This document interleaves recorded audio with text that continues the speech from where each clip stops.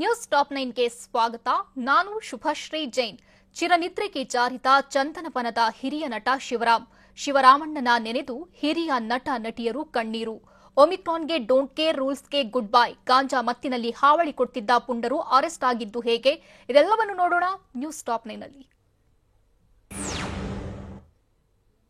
ಶರಪಂಜರ ಶಿವರಾಮ್ಗೆ ಚಿತ್ರರಂಗದಿಂದ ಅಂತಿಮ ನಮನ. ಶಿವರಾಮಣ್ಣನ ನೆನೆದು ಹಿರಿಯ ನಟ ನಟಿಯರು ಭಾವುಕ. ಅಂತ್ಯ ಸಂಸ್ಕಾರಕ್ಕೂ ಮುನ್ನ ಅಯ್ಯಪ್ಪ ಸ್ವಾಮಿಗೆ ಪೂಜೆ ಸಲ್ಲಿಸುವ ರೀತಿ ಪೂಜೆ ಸಲ್ಲಿಕೆ. ನೋಡೋಣ ಶಿವರಾಮ್ ಇನ್ನಿಲ್ಲ ನ್ಯೂಸ್ ಟಾಪ್ 9ನಲ್ಲಿ.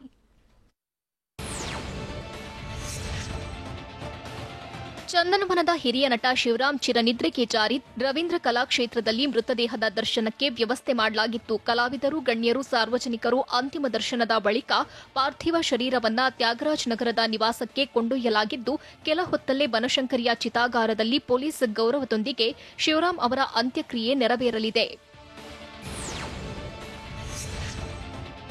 ರವೀಂದ್ರ ಕಲಾಕ್ಷೇತ್ರದಲ್ಲಿ ನಟ ಶಿವರಾಮ್ ಪಾರ್ಥಿವ ಶರೀರದ ಅಂತಿಮ ದರ್ಶನವನ್ನ ಸ್ಯಾಂಡಲ್ವುಡ್ನ ಹಿರಿಯ ಕಲಾವಿದರು ಪಡೆದ್ರು. ಹಿರಿಯ ನಟರಾದ ರಾಮಕೃಷ್ಣ, ಸುಂದರ್ರಾಜ್, ಜೈ ಜಗದೀಶ್, ಸುಧಾರಾಣಿ, ಸತ್ಯಭಾಮ, ವಿಜಯಲಕ್ಷ್ಮಿ ಸಿಂಗ್ ಸೇರಿ ಹಲವು ಗಣ್ಯರು ಅಂತಿಮ ನಮನ ಸಲ್ಲಿಸಿದ್ರು. ಮಾಲೆ ಹಾಕಿ ತಮ್ಮ ಹಾಗೂ ಶಿವರಾಮ್ ಜತೆಗಿನ ಹಳೆ ನೆನಪುಗಳನ್ನ ಮೆಲುಕು ಹಾಕಿದ್ರು. ಶಿವರಾಮ್ ಗುಣಗಾನ ಮಾಡಿದ್ರು.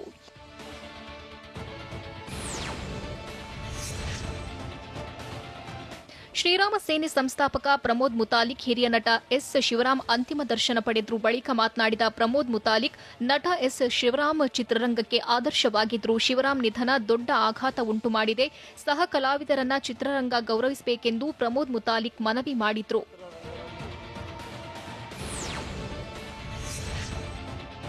ಶಿವರಾಮಣ್ಣನನ್ನ ಕಳೆದುಕೊಂಡು ಕನ್ನಡ ಚಿತ್ರರಂಗ ಬಡವಾಗಿದೆ. ಮನೆಯಲ್ಲಿ ಒಬ್ಬರು ಹಿರಿಯರು ಇದ್ರೆ ಹೇಗಿರುತ್ತೋ ಹಾಗೆ ಅವರು ಇರ್ತಿದ್ರು ಅಂತ ನಟಿ ಸುಧಾರಾಣಿ ಹೇಳಿದ್ರು. ಎಲ್ಲಾ ಕಲಾವಿದರ ಜತೆ ಚೆನ್ನಾಗಿ ಬೆರೆಯುತ್ತಿದ್ರು. ಪೂಜೆ ಪುನಸ್ಕಾರದಲ್ಲಿ ತೊಡಗ್ತಿದ್ದ ಅವರೇ ದೈವ ಸ್ವರೂಪರಾಗಿ ಕಾಣಿಸ್ತಿದ್ರು. ಶಿವರಾಮಣ್ಣ ಹೋಗ್ತಾರೆ ಅಂತ ನಾವು ನಿರೀಕ್ಷೆ ಮಾಡಿರಲಿಲ್ಲ. ಆದ್ರೂ ನಮ್ಮನ್ನ ಅಗಲಿದ್ದಾರೆ. ಅವರ ಆತ್ಮಕ್ಕೆ ಶಾಂತಿ ಸಿಗ್ಲಿ ಅಂತ ನಟಿ ಸುಧಾರಾಣಿ ಹೇಳಿದ್ರು.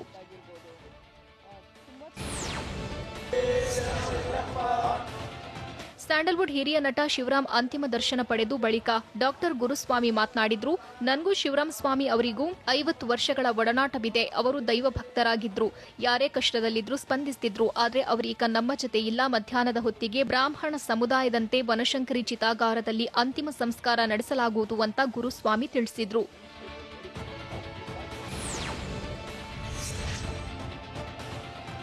ಶಿವರಾಮಣ್ಣನವರದ್ದು ವಿಭಿನ್ನವಾದ ವ್ಯಕ್ತಿತ್ವ. ಚಿತ್ರರಂಗಕ್ಕೆ ಕಷ್ಟ ಬಂದ್ರೆ ಮುಂದೆ ಬರ್ತಿದ್ರು ಅಂತ ನಿರ್ದೇಶಕ ಟಿಎನ್ ಸೀತಾರಾಮ್ ಹೇಳಿದ್ರು. ಹಿರಿಯ ನಟ ಶಿವರಾಮ್ ಅಂತಿಮ ದರ್ಶನ ಪಡೆದು ಬಳಿಕ ಮಾತನಾಡಿದ ಅವರು, ಹಲವು ಯುವ ನಟರಿಗೆ ಶಿವರಾಮಣ್ಣ ದಾರಿದೀಪವಾಗಿದ್ರು. ನಟ ಎಸ್ ಶಿವರಾಮಣ್ಣನ ಆತ್ಮಕ್ಕೆ ಶಾಂತಿ ಸಿಗ್ಲಿ ಅಂತಲೂ ಟಿಎನ್ ಸೀತಾರಾಮ್ ಹೇಳಿದ್ರು.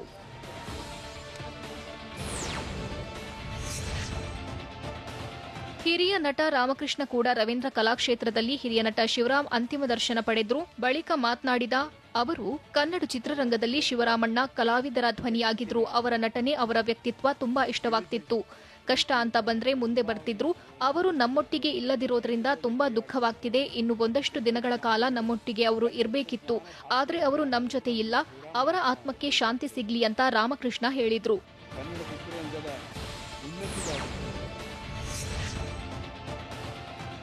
ಸಾಹಿತಿ ಬರಗೂರು ರಾಮಚಂದ್ರಪ್ಪ ಕೂಡ ರವೀಂದ್ರ ಕಲಾಕ್ಷೇತ್ರದಲ್ಲಿ ನಟ ಶಿವರಾಮ್ ಅಂತಿಮ ದರ್ಶನ ಪಡೆದ್ರು. ನಂತರ ಶಿವರಾಮ್ ಮತ್ತು ತಮ್ಮ ಒಡನಾಟದ ಬಗ್ಗೆ ಬರಗೂರು ರಾಮಚಂದ್ರಪ್ಪ ಮಾತನಾಡಿದ್ರು. ಶಿವರಾಮಣ್ಣನವರು ಯಾವಾಗಲೂ ಅತಿರೇಕವಿಲ್ಲದ ಹಾಸ್ಯವೇ ನಟರಿಗೆ ಇರಬೇಕಾದ ಕೌಶಲ್ಯ ಅಂತ ಹೇಳ್ತಿದ್ರು. ಅವರಿಗೆ ಪುಸ್ತಕಗಳ ಮೇಲೆ ಸಾಕಷ್ಟು ಗೌರವವಿತ್ತು. ಹೀಗಾಗಿ ದೊಡ್ಡ ಗ್ರಂಥಾಲಯವನ್ನೇ ಅವರು ಮಾಡಿದ್ದಾರೆ. ನಟರಾಗಿ, ನಿರ್ದೇಶಕರಾಗಿ ಗುರುತಿಸಿಕೊಂಡಿದ್ದ ಶಿವರಾಮ್ ಅವರ ವ್ಯಕ್ತಿತ್ವವೇ ಪ್ರತಿಯೊಬ್ಬರಿಗೆ ಅಚ್ಚುಮೆಚ್ಚು. ಅವರು ಇಂದು ನಮ್ಮೊಟ್ಟಿಗಿಲ್ಲ. ಅವರ ಆತ್ಮಕ್ಕೆ ಶಾಂತಿ ಸಿಗ್ಲಿ ಅಂತ ಬರಗೂರು ರಾಮಚಂದ್ರಪ್ಪ ತಿಳಿಸಿದ್ರು.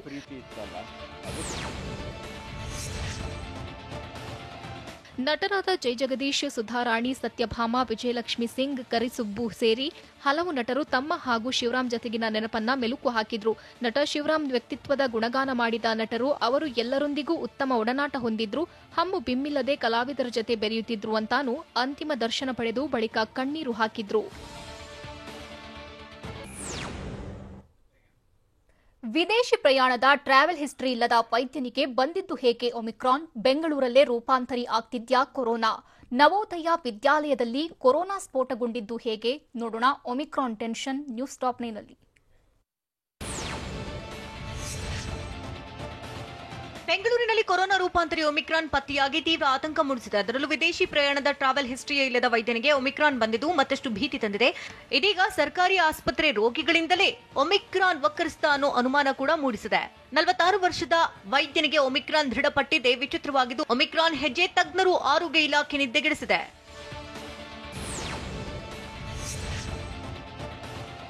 ಬೆಂಗಳೂರಿನ ವೈದ್ಯನಿಗೆ ವಿದೇಶಿ ಪ್ರಯಾಣಿಕರಿಂದಲೇ ಒಮಿಕ್ರಾನ್ ವಕ್ಕರಿಸಿದ ಅಥವಾ ಆಸ್ಪತ್ರೆಗೆ ಬರುವ ರೋಗಿಗಳಿಂದ ವೈರಸ್ ಬಂತ ಅನ್ನೋದು ಇನ್ನೂ ಸ್ಪಷ್ಟವಾಗಿಲ್ಲ. ಪ್ರಯಾಣ ಹೈರಿಸ್ಕ್ ದೇಶದ ಸಂಪರ್ಕ ಇಲ್ಲದಿದ್ದರೂ ವೈದ್ಯನಿಗೆ ರೂಪಾಂತರಿ ಸೋಂಕು ದೃಢಪಟ್ಟಿದ್ದು ವೈದ್ಯನಿಗೆ ಸೋಂಕು ತಗುಲಿದ ಬಗ್ಗೆ ಆರೋಗ್ಯ ಇಲಾಖೆಗೆ ಆತಂಕ ಹೆಚ್ಚು ಮಾಡಿದೆ.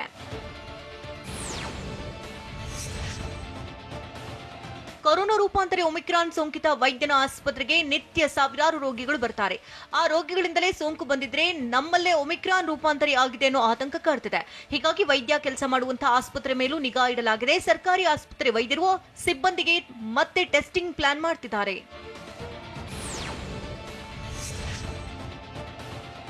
ಬೆಂಗಳೂರಿನಲ್ಲಿ ಒಮಿಕ್ರಾನ್ ವೈರಸ್ ಪತ್ತೆ ಬೆನ್ನಲ್ಲೇ ಬಿಬಿಎಂಪಿ ಫುಲ್ ಅಲರ್ಟ್ ಆಗಿದೆ. ಒಮಿಕ್ರಾನ್ ಸೋಂಕಿತ ವೈದ್ಯ ಪಾಲ್ಗೊಂಡಿದ್ದ ಕಾನ್ಫರೆನ್ಸ್ನಲ್ಲಿ ಭಾಗಿಯಾಗಿದ್ದ ಸಿಬ್ಬಂದಿಗೂ ಬಿಬಿಎಂಪಿ ಟೆಸ್ಟ್ ಮಾಡಿದೆ. ಸುಮಾರು 35 ಮಂದಿಯ ಸ್ಯಾಂಪಲ್ ಸಂಗ್ರಹ ಮಾಡಿದೆ. ಬೆಂಗಳೂರಿನ ಹೋಟೆಲ್ನಲ್ಲಿ ನವೆಂಬರ್ 19, 20, 21ರಂದು ಕಾನ್ಫರೆನ್ಸ್ ನಡೆದಿದ್ದು ಕಾನ್ಫರೆನ್ಸ್ನಲ್ಲಿ ಭಾಗಿಯಾಗಿದ್ದ ಹೋಟೆಲ್ ಸಿಬ್ಬಂದಿಗೂ ಟೆಸ್ಟ್ ಮಾಡಿದ್ದಾರೆ. ಕರುನಾಡಿನಲ್ಲಿ ಕೊರೋನಾ ರೂಪಾಂತರಿ ಒಮಿಕ್ರಾನ್ ಆತಂಕ ಹೆಚ್ಚಾಗಿದೆ. ಹೀಗಾಗಿ ಕೆಂಪೇಗೌಡ ಏರ್ಪೋರ್ಟ್ನಲ್ಲಿ ಅಧಿಕಾರಿಗಳು ಟೆಸ್ಟಿಂಗ್ ಕೌಂಟರ್ಗಳ ಸಂಖ್ಯೆ ಹೆಚ್ಚಿಸಿದ್ದಾರೆ. ಕೆಂಪೇಗೌಡ ಅಂತಾರಾಷ್ಟ್ರೀಯ ವಿಮಾನ ನಿಲ್ದಾಣದಲ್ಲಿ ಹೈ ಅಲರ್ಟ್ ಆಗಿದ್ದು ಹೈ ರಿಸ್ಕ್ ದೇಶಗಳಿಂದ ಬರುವವರಿಗೆ ಕೋವಿಡ್ ಟೆಸ್ಟ್ ಕಡ್ಡಾಯವಾಗಿದೆ. ಏರ್ಪೋರ್ಟ್ನಲ್ಲಿ ಕೋವಿಡ್ ಟೆಸ್ಟ್ ಮಾಡೋದಕ್ಕೆ 4 ಪ್ರತ್ಯೇಕ ಕೌಂಟರ್ ಓಪನ್ ಮಾಡಿದ್ದಾರೆ. ಪರೀಕ್ಷೆಯ ವರದಿ ಬರುವವರೆಗೂ ಪ್ರಯಾಣಿಕರು ಕಾಯುವುದಕ್ಕೆ ಫ್ರೀ ವೈಫೈ ವ್ಯವಸ್ಥೆ ಮಾಡಿದ್ದಾರೆ.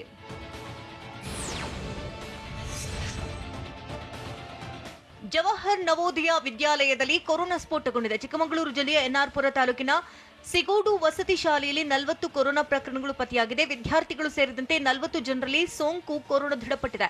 ಹೀಗಾಗಿ ಚಿಕ್ಕಮಗಳೂರು ಜಿಲ್ಲಾಡಳಿತ ಜವಾಹರ್ ನವೋದಯ ವಿದ್ಯಾಲಯವನ್ನ ಸೀಲ್ ಡೌನ್ ಮಾಡಿದ್ದು ವಸತಿ ಶಾಲೆಯಲ್ಲಿಯೇ ಎಲ್ಲರಿಗೂ ಕ್ವಾರಂಟೈನ್ ಮಾಡಲಾಗಿದೆ. ಚಿಕ್ಕಮಗಳೂರಿನ ಜವಾಹರ್ ನವೋದಯ ವಿದ್ಯಾಲಯದಲ್ಲಿ ಕೊರೋನಾ ಸ್ಫೋಟಗೊಂಡು ತೀವ್ರ ಆತಂಕ ಮೂಡಿಸಿದೆ. ವಸತಿ ಶಾಲೆಯಲ್ಲಿದ್ದ 418 ವಿದ್ಯಾರ್ಥಿಗಳು ಸಿಬ್ಬಂದಿಗೆ ಟೆಸ್ಟ್ ಮಾಡಿದ್ದು ಈ ಪೈಕಿ 40 ಜನರಿಗೆ ಕೊರೋನಾ ಸೋಂಕು ದೃಢಪಟ್ಟಿದೆ. ಸೋಂಕಿತ ವಿದ್ಯಾರ್ಥಿಗಳು ಸಿಬ್ಬಂದಿಗೆ ಯಾವುದೇ ರೋಗ ಲಕ್ಷಣಗಳಿಲ್ಲ. ಸ್ಥಳಕ್ಕೆ ಜಿಲ್ಲಾ ಆರೋಗ್ಯಾಧಿಕಾರಿ, ಸರ್ವೇಕ್ಷಣಾಧಿಕಾರಿ, ಆರೋಗ್ಯ ಸಿಬ್ಬಂದಿ ಭೇಟಿ ನೀಡಿದ್ದಾರೆ. ಸ್ಥಳದಲ್ಲಿ ಆರೋಗ್ಯ ಇಲಾಖೆ ಸಿಬ್ಬಂದಿಯನ್ನು ನಿಯೋಜನೆ ಮಾಡಲಾಗಿದೆ.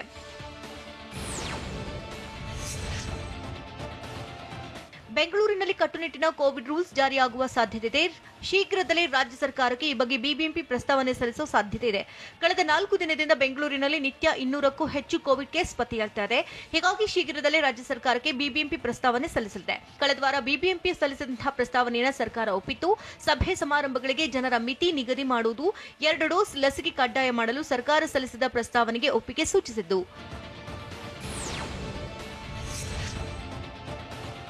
ಕೊರೋನಾ ನಿಯಂತ್ರಣಕ್ಕೆ ಬೆಂಗಳೂರಿನಲ್ಲಿ ಮತ್ತೆ ನೈಟ್ ಕರ್ಫ್ಯೂ ಜಾರಿಯಾಗುವ ಸಾಧ್ಯತೆ ಇದೆ. ಬಿಬಿಎಂಪಿ ಪ್ರಸ್ತಾವನೆಯಲ್ಲಿ ನೈಟ್ ಕರ್ಫ್ಯೂ ಜಾರಿ ಮಾಡಲು ಮನವಿ ಮಾಡುವ ನಿರೀಕ್ಷೆ ಇದೆ. ಅಲ್ಲದೆ ಮಾಲ್, ಚಿತ್ರಮಂದಿರ, ಕಲ್ಯಾಣ ಮಂಟಪ, ರೆಸ್ಟೋರೆಂಟ್, ಹೋಟೆಲ್ಗಳಲ್ಲಿ 50% ಜನರಿಗೆ ಮಾತ್ರ ಪ್ರವೇಶ ನೀಡುವಂತೆಯೂ ಕೋರಲಿದೆ ಅಂತ ಹೇಳಲಾಗ್ತಿದೆ. ಪ್ರತಿನಿತ್ಯ ಕೋವಿಡ್ ಕೇಸ್ 500 ಆಸುಪಾಸಿನಲ್ಲಿ ಬಂದ್ರೆ ಹೊಸ ರೂಲ್ಸ್ ಜಾರಿಯಾಗುವುದು ಪಕ್ಕಾ ಎನ್ನಲಾಗ್ತಿದೆ. ಒಮಿಕ್ರಾನ್ಗೆ ಡೋಂಟ್ ಕೇರ್ ರೂಲ್ಸ್ಗೆ ಗುಡ್ ಬೈ. ರಾಜ್ಯಾದ್ಯಂತ ಸರ್ಕಾರದ ಕೋವಿಡ್ ನಿಯಮಗಳ ಉಲ್ಲಂಘನೆ, ಜನರ ನಿರ್ಲಕ್ಷ್ಯದಿಂದಲೇ ಸ್ಫೋಟಗೊಳ್ಳುತ್ತಾ ಕ್ರೂರಿ ಕೊರೋನಾ. ನೋಡೋಣ ರೂಲ್ಸ್ ಬ್ರೇಕ್ ನ್ಯೂಸ್ ಟಾಪ್ 9ನಲ್ಲಿ.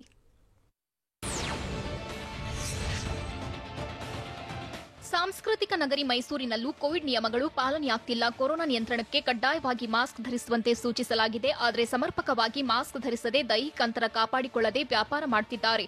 ಮೈಸೂರಿನ ಸಯ್ಯಾಜಿರಾವ್ ರಸ್ತೆಯಲ್ಲಿ ಮಾಸ್ಕ್ ಧರಿಸದೆ ವ್ಯಾಪಾರಿಗಳು, ಗ್ರಾಹಕರು ಹೂವಿನ ವ್ಯಾಪಾರದಲ್ಲಿ ತೊಡಗಿದ್ರು.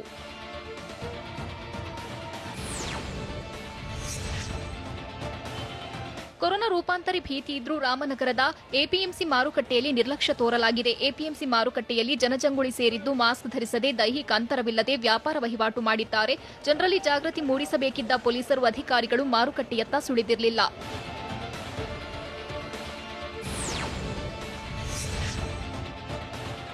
ಶಿವಮೊಗ್ಗ ಎಪಿಎಂಸಿ ತರಕಾರಿ ಮಾರುಕಟ್ಟೆಯಲ್ಲಿ ಜನಜಾತ್ರೆಯೇ ಸೇರಿತ್ತು. ಗ್ರಾಹಕರು ಮತ್ತು ವ್ಯಾಪಾರಸ್ಥರು ಮಾಸ್ಕ್ ಧರಿಸದೆ, ದೈಹಿಕ ಅಂತರ ಇಲ್ಲದೆ ವ್ಯಾಪಾರ ವಹಿವಾಟು ಮಾಡಿದ್ದಾರೆ.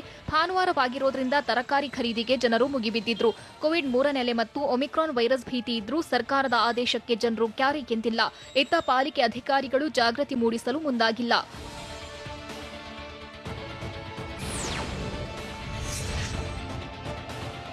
ಮಾಸ್ಕ್ ಕಡ್ಡಾಯವಿದ್ರೂ ದಾವಣಗೆರೆಯಲ್ಲಿ ಜನರು ಕ್ಯಾರೆ ಎಂತಿಲ್ಲ. ನಿನ್ನೆಯಿಂದಲೇ ದಾವಣಗೆರೆ ಜಿಲ್ಲೆಯಾದ್ಯಂತ ಮಾಸ್ಕ್ ಕಡ್ಡಾಯಗೊಳಿಸಿ ಜಿಲ್ಲಾಧಿಕಾರಿ ಮಹಂತೇಶ್ ಬೀಳಗಿ ಆದೇಶ ಮಾಡಿದ್ದಾರೆ. ಆದರೆ ಜನರು ಮಾಸ್ಕ್ ಧರಿಸದೆ ದೈಹಿಕ ಅಂತರವನ್ನು ಕಾಪಾಡ್ತಿಲ್ಲ. ದಾವಣಗೆರೆ ಕೇಂದ್ರ ಬಸ್ ನಿಲ್ದಾಣದಲ್ಲಿ ಕೋವಿಡ್ ರೂಲ್ಸ್ ಬ್ರೇಕ್ ಮಾಡಿದ್ದು ಜಿಲ್ಲಾಧಿಕಾರಿಗಳ ಆದೇಶಕ್ಕೆ ಕವಡೆ ಕಾಸಿನ ಕಿಮ್ಮತ್ತು ಕೊಟ್ಟಿಲ್ಲ.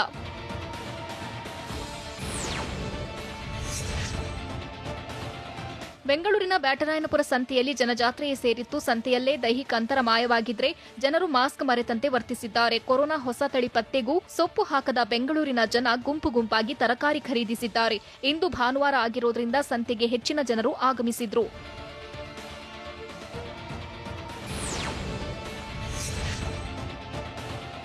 ರೂಪಾಂತರಿ ಒಮಿಕ್ರಾನ್ ತಡೆಗೆ ಸರ್ಕಾರ ವಿಧಿಸಿರುವ ನಿಯಮಗಳಿಗೆ ಚಾಮರಾಜನಗರ ಜಿಲ್ಲೆಯ ಜನ ಡೋಂಟ್ ಕೇರ್ ಎಂದಿದ್ದಾರೆ. ಚಾಮರಾಜನಗರ ಪಟ್ಟಣದಾದ್ಯಂತ ದೈಹಿಕಂತರ ಮಾಸ್ಕ್ ಕಣ್ಮರೆಯಾಗಿದ್ದು ಜಾಗೃತಿ ಮೂಡಿಸಲು ನಗರಸಭೆ ಅಧಿಕಾರಿಗಳು ವಿಫಲರಾಗಿದ್ದಾರೆ.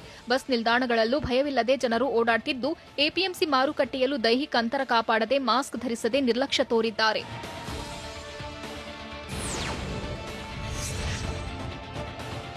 ಚಿತ್ರದುರ್ಗದಲ್ಲೂ ಕೋವಿಡ್ ನಿಯಮ ಪಾಲಿಸದೆ ಜನರು ನಿರ್ಲಕ್ಷ್ಯ ಮಾಡಿದ್ದಾರೆ. ನಗರದ ತರಕಾರಿ ಮಾರುಕಟ್ಟೆಯಲ್ಲಿ ಜನಸಂದಣಿ ಸೇರಿದ್ದು ಮಾಸ್ಕ್ ದೈಹಿಕ ಅಂತರ ಕಾಪಾಡದೆ ವ್ಯಾಪಾರದಲ್ಲಿ ತೊಡಗಿದ್ರು. ಕೋವಿಡ್ ನಿಯಮ ಉಲ್ಲಂಘನೆ ಬಗ್ಗೆ ಕ್ರಮ ಕೈಗೊಳ್ಳಲು ನಗರಸಭೆ, ಜಿಲ್ಲಾಡಳಿತ, ಪೊಲೀಸ್ ಅಧಿಕಾರಿಗಳು ನಿರ್ಲಕ್ಷ್ಯ ತೋರಿದ್ದಾರೆ.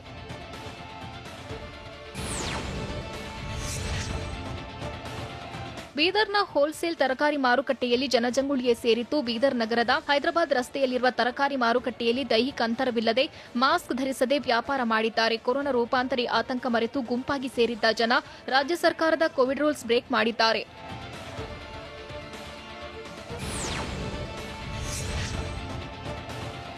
ಗದಗದಲ್ಲೂ ಸರ್ಕಾರದ ಮಾರ್ಗಸೂಚಿಗೆ ಡೋಂಟ್ ಕೇರ್ ಎಂದಿದ್ದಾರೆ. ಗದಗ ತರಕಾರಿ ಮಾರ್ಕೆಟ್ನಲ್ಲಿ ಜನಜಂಗುಳಿಯೇ ಸೇರಿತ್ತು. ಮಾಸ್ಕ್, ದೈಹಿಕ ಅಂತರ ಇಲ್ಲದೆ ಜನರು ಖರೀದಿಯಲ್ಲಿ ಬ್ಯುಸಿಯಾಗಿದ್ರು.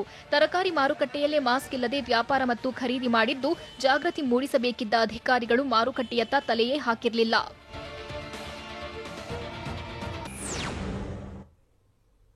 ಕೊರೋನಾ ರೂಪಾಂತರಿ ಭೀತಿ ನಡುವೆಯೂ ಮಹಾರಾಷ್ಟ್ರ, ತೆಲಂಗಾಣ ಗಡಿಯಲ್ಲಿ ನಿರ್ಲಕ್ಷ್ಯ ತೋರಿದ್ದು ಹೇಗೆ?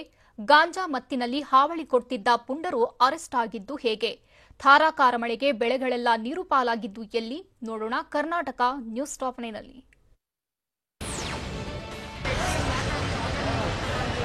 ಕೊರೋನಾ ರೂಪಾಂತರಿ ಒಮಿಕ್ರಾನ್ ಭೀತಿಗೆ ರಾಜ್ಯ ಸರ್ಕಾರ ಬಿಗಿ ಕ್ರಮಗಳನ್ನು ಕೈಗೊಂಡಿದ್ದು ಮಾಸ್ಕ್ ಕಡ್ಡಾಯ ಮಾಡಿದೆ. ಹೀಗಾಗಿ ಮಾಸ್ಕ್ ಹಾಕದೆ ಹೊರಬಂದರೆ ದಂಡ ಗ್ಯಾರಂಟಿ ಆಗಿದೆ.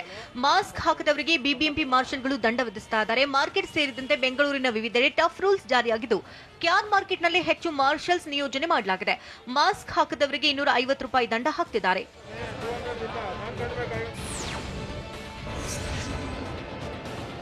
ಕೆಂಪೇಗೌಡ ವಿಮಾನ ನಿಲ್ದಾಣದಲ್ಲಿ ಪ್ರಯಾಣಿಕರು ಸಂಪೂರ್ಣ ನಿರ್ಲಕ್ಷ್ಯ ತೋರಿದ್ದಾರೆ. ದೈಹಿಕ ಅಂತರ ಮರೆತು ಪ್ರಯಾಣಿಕರು ಗುಂಪು ಸೇರುತ್ತಿದ್ದು ಕೊರೋನಾ ರೂಪಾಂತರಿ ಒಮಿಕ್ರಾನ್ ಆತಂಕವಿದ್ದರೂ ನಿರ್ಲಕ್ಷ್ಯ ತೋರುತ್ತಿದ್ದಾರೆ. ಬೆಂಗಳೂರಿನಲ್ಲಿ ಒಮಿಕ್ರಾನ್ ಕೇಸ್ ದೃಢಪಟ್ಟಿರುವುದರಿಂದ ಏರ್ಪೋರ್ಟ್ನಲ್ಲಿ ಹೈ ಅಲರ್ಟ್ ಆಗಿದ್ದಾರೆ. ಆದರೆ ವೀಕೆಂಡ್ ಹಿನ್ನೆಲೆಯಲ್ಲಿ ಹೆಚ್ಚಿನ ಸಂಖ್ಯೆಯಲ್ಲಿ ಪ್ರಯಾಣಿಕರು ಆಗಮಿಸಿದ್ದು ಗುಂಪು ಗುಂಪಾಗಿ ಸೇರಿದ್ರು.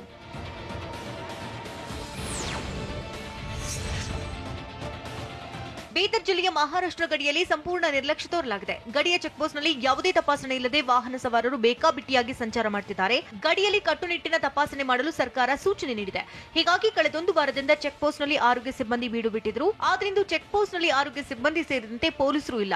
ಹೀಗಾಗಿ ತೆಲಂಗಾಣ, ಮಹಾರಾಷ್ಟ್ರದಿಂದ ಯಾವುದೇ ತಪಾಸಣೆ ಇಲ್ಲದೆ ವಾಹನಗಳು ಪ್ರವೇಶ ಮಾಡುತ್ತಿವೆ.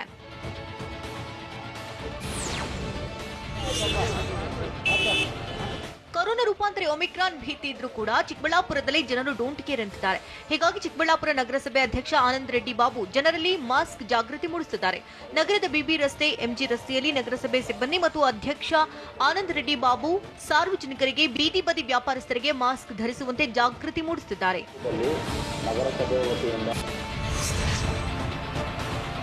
ಮೂರ್ನಾಲ್ಕು ದಿನಗಳಿಂದ ಸುರಿದಂತ ಭಾರೀ ಮಳೆ ಮಂಡ್ಯದಲ್ಲಿ ಅಪಾರ ಹಾನಿಯಾಗಿದೆ. ನಾಗಮಂಗಲ ತಾಲೂಕಿನ ಕ್ಯಾತನಹಳ್ಳಿ ಕೆರೆ ಏರಿ ಒಡೆದು ಜಮೀನಿಗೆ ನೀರು ನುಗ್ಗಿದೆ. ಕಳೆದ ಕೆಲವು ದಿನಗಳಿಂದ ಸುರಿತಾ ಇರುವಂತಹ ಮಳೆಯಿಂದಾಗಿ ಕೆರೆ ಏರಿ ಹಾನಿಯಾಗಿತ್ತು.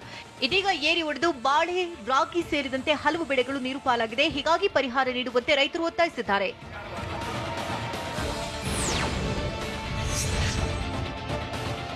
ಬೆಂಗಳೂರಿನಲ್ಲಿ ಮನೆಗಳ ಮುಂದೆ ನಿಲ್ಲಿಸಿದ ಬೈಕ್ ಕಳವು ಮಾಡಲಾಗಿದೆ. ಬಾಗಲಗುಂಟೆ ಠಾಣಾ ವ್ಯಾಪ್ತಿಯಲ್ಲಿ ಸರಣಿ ಬೈಕ್ ಕಳ್ಳತನ ನಡೆದಿದೆ.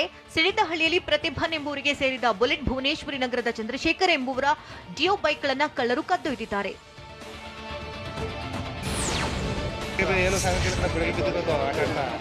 ಮೈಸೂರಿನಲ್ಲಿ ಚಿರತೆ ಮರಿಗಳು ಬೋನಿಗೆ ಬಿದ್ದಿವೆ. ಎಚ್ಡಿಕೋಟೆ ತಾಲೂಕಿನ ಬೀಚನಹಳ್ಳಿ ಗ್ರಾಮದಲ್ಲಿ ಚಿರತೆ ಮರಿಗಳು ಸೆರೆಸಿಕ್ಕಿವೆ. ನೀರಾವರಿ ಇಲಾಖೆಯ ಪಾಳು ಬಿದ್ದ ವರ್ಕ್ಶಾಪ್ನಲ್ಲಿ ಅರಣ್ಯ ಇಲಾಖೆ ಬೋನಿಟ್ಟಿತ್ತು. ಸ್ಥಳಕ್ಕೆ ಅರಣ್ಯ ಇಲಾಖೆ ಅಧಿಕಾರಿಗಳು ಭೇಟಿ ನೀಡಿ ಪರಿಶೀಲನೆ ಮಾಡುತ್ತಿದ್ದಾರೆ.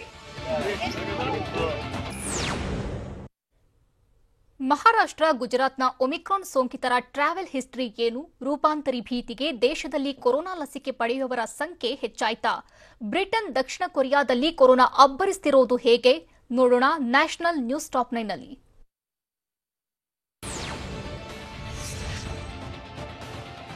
ಮಹಾರಾಷ್ಟ್ರದಲ್ಲಿ ಲಸಿಕೆ ಪಡೆಯದ 33 ವರ್ಷದ ವ್ಯಕ್ತಿಯಲ್ಲಿ ಕೊರೋನಾ ಒಮಿಕ್ರಾನ್ ಪತ್ತೆಯಾಗಿದೆ. ಇದು ಮಹಾರಾಷ್ಟ್ರ ರಾಜ್ಯದ ಮೊದಲ ಪ್ರಕರಣವಾಗಿದ್ದು ಮತ್ತು ಭಾರತದ 4ನೇ ಪ್ರಕರಣವಾಗಿದೆ. ಸೋಂಕಿತ ವ್ಯಕ್ತಿ ನವೆಂಬರ್ 24ರಂದು ದಕ್ಷಿಣ ಆಫ್ರಿಕಾದ ಕೇಪ್ಟೌನ್ನಿಂದ ಬಂದಿದ್ರು. ಇನ್ನು ಜಿಂಬಾಬ್ವೆಯಿಂದ ಹಿಂದಿರುಗಿದ ಗುಜರಾತ್ನ ಜಾಮ್ ನಗರದ 72 ವರ್ಷದ ವ್ಯಕ್ತಿಯಲ್ಲಿ ಒಮಿಕ್ರಾನ್ ಪತ್ತೆಯಾಗಿದೆ.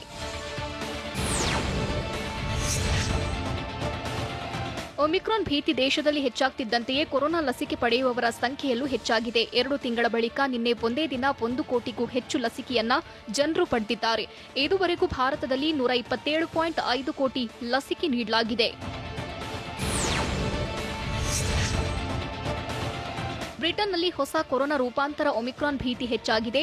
ಇದುವರೆಗೆ ಒಮಿಕ್ರಾನ್ ಸೋಂಕು 160 ಜನರಲ್ಲಿ ಪತ್ತೆಯಾಗಿದೆ. ಇದರಿಂದ ಬ್ರಿಟನ್ನಲ್ಲಿ ಮತ್ತಷ್ಟು ಬಿಗಿ ಕ್ರಮಗಳನ್ನು ಸರ್ಕಾರ ತೆಗೆದುಕೊಳ್ಳಲು ಮುಂದಾಗಿದೆ.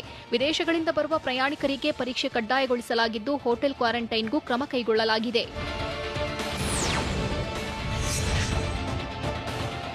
ದಕ್ಷಿಣ ಕೊರಿಯಾದಲ್ಲಿ 24 ಗಂಟೆಗಳಲ್ಲಿ 5,128 ಕೊರೋನಾ ಪ್ರಕರಣಗಳು ಪತ್ತೆಯಾಗಿವೆ. ಒಟ್ಟು ಕೊರೋನಾ ಸೋಂಕಿತರ ಸಂಖ್ಯೆ 4,73,034ಕ್ಕೆ ಏರಿಕೆಯಾಗಿದೆ. ನಿನ್ನೆ 5,352 ಹೊಸ ಕೇಸ್ಗಳು ಪತ್ತೆಯಾಗಿದ್ದು, ಕಳೆದ ಜನವರಿಯಲ್ಲಿ ದಕ್ಷಿಣ ಕೊರಿಯಾದಲ್ಲಿ ಮೊದಲ ಪ್ರಕರಣ ಕಂಡುಬಂದಾಗಿನಿಂದ ಇಂದು ದೇಶದಲ್ಲಿಯೇ ಅತಿ ಹೆಚ್ಚು ಪ್ರಕರಣಗಳು ಪತ್ತೆಯಾಗಿದೆ.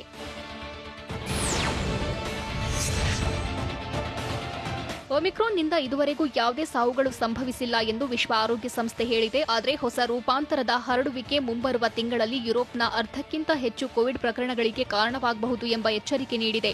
ರೂಪಾಂತರವು ಎಷ್ಟು ಸಾಂಕ್ರಾಮಿಕವಾಗಿದೆ, ಇದು ಹೆಚ್ಚು ತೀವ್ರವಾದ ಅನಾರೋಗ್ಯವನ್ನ ಉಂಟು ಮಾಡುತ್ತದೆಯೇ ಮತ್ತು ಅದರ ವಿರುದ್ಧ ಚಿಕಿತ್ಸೆಗಳು ಮತ್ತು ಲಸಿಕೆಗಳು ಎಷ್ಟು ಪರಿಣಾಮಕಾರಿ ಎಂದು ನಿರ್ಧರಿಸಲು ವಾರಗಳು ತೆಗೆದುಕೊಳ್ಳಬಹುದು ಎಂದು WHO ಹೇಳಿದೆ.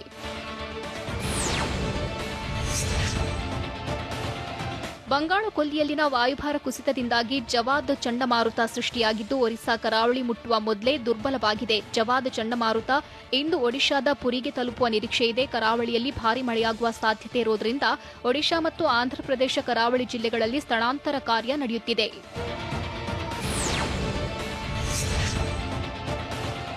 ಆಂಧ್ರಪ್ರದೇಶದ ಶ್ರೀಕಾಕುಳಂ, ವಿಜಯನಗರ ಮತ್ತು ವಿಶಾಖಪಟ್ಟಣಂ ಜಿಲ್ಲೆಗಳಿಗೆ ರೆಡ್ ಅಲರ್ಟ್ ಘೋಷಿಸಲಾಗಿದೆ. ಅಲ್ಲದೆ ಒಡಿಶಾದ ಗಜಪತಿ, ಗಂಜಂ, ಪುರಿ ಮತ್ತು ಜಗತ್ಸಿಂಗ್ಪುರದಲ್ಲೂ ರೆಡ್ ಅಲರ್ಟ್ ಇದೆ. ಬಂಗಾಳ ಕೊಲ್ಲಿ ಕರಾವಳಿ ಪ್ರದೇಶದಲ್ಲಿ ಸರಾಸರಿ 150ರಿಂದ 200 ಮಿಲಿಮೀಟರ್ ಮಳೆ ಬೀಳುವ ಸಾಧ್ಯತೆ ಇದೆ.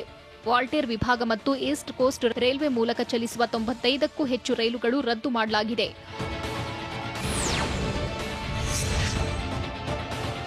ಆಂಧ್ರಪ್ರದೇಶ, ಒಡಿಶಾ, ಪಶ್ಚಿಮ ಬಂಗಾಳ, ತಮಿಳುನಾಡು, ಅಂಡಮಾನ್ ಮತ್ತು ನಿಕೋಬಾರ್ ಪ್ರದೇಶದಲ್ಲಿ ಒಟ್ಟು 64 ರಾಷ್ಟ್ರೀಯ ವಿಪತ್ತು ನಿರ್ವಹಣಾ ಪಡೆಯ ಸಿಬ್ಬಂದಿ ನಿಯೋಜಿಸಲಾಗಿದೆ. ಒರಿಸ್ಸಾ ರಾಜ್ಯ ಒಂದರಲ್ಲೇ 54 ಎನ್ಡಿಆರ್ಎಫ್ ಪಡೆಗಳನ್ನು ನಿಯೋಜಿಸಲಾಗಿದೆ. ಚಂಡಮಾರುತ ದುರ್ಬಲಗೊಂಡಿರುವುದರಿಂದ ಸಾಕಷ್ಟು ಅನಾಹುತಗಳಿಂದ ಬಚಾವಾಗಿದೆ. ಎನ್ಡಿಆರ್ಎಫ್ ತಂಡಕ್ಕೂ ರಿಲೀಫ್ ಸಿಕ್ಕಿದೆ.